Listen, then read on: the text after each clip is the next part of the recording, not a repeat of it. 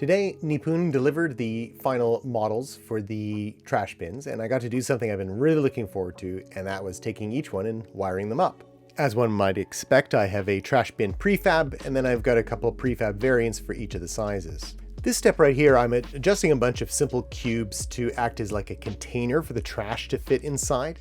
The reason I got to do this extra step is because the way the mesh collider of the trash bin works is you can't have a concave mesh in the physics system. So if I were to drop, say, a piece of trash into that bin, it would actually sit on top of the surface there, and it would appear as if it's just floating on top. So I assigned the trash bin to a layer called bin. Trash items are trash items, and then these cubes are that are like my interior. They're called trash barriers. Let me just pause that for a second and show you here in the project settings physics. Here's my layer collision matrix. So trash barrier, you'll see it doesn't interact with anything except, well, itself and a trash item. And then a trash item, oh, here, bin. Yeah, bin and trash item, they don't interact.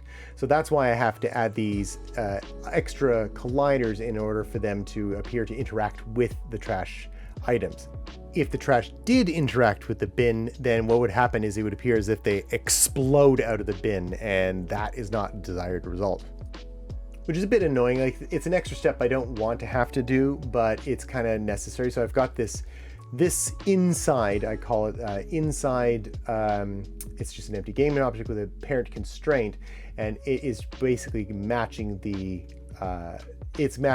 position and transform and all that jazz of the bin itself. So if you move the bin that has all the geometry, then the inside collisions, they also move, and that's what's interacting. Oh, and the lid, actually same thing. I had to have a separate collider for that. So that it could be a trash barrier. I found this step to be very zen, actually. I just was moving things around, getting the bins ready to fill them with garbage, which leads me to the next step.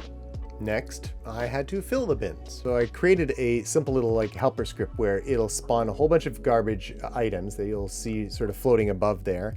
And then I click simulate, and then it simulates the physics, so it'll fill the bin and go inside that collection. And I just basically go in some of the things that fall out. I just go around and delete them.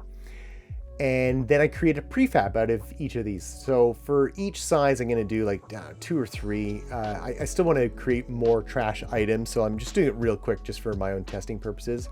Oh, here's a bin that's just cans, because I thought that would be fun. I think I do another one coming up that is, yep, there you go. That's just a whole lot of rum, rum bottles. And I test them out, and they're working. So I'm happy about how that's coming together.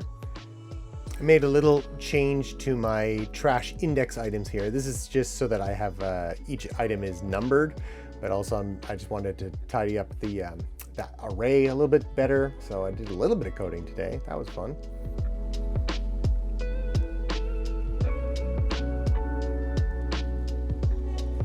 I had to make a small change to my trash bin prefab placer so that it would pick a random size throughout the city. So here I am, I'm just respawning the map so that I have the variety of sizes. And then I fired up the garbage truck. That didn't work too well, but whatever. I'll fix that tomorrow.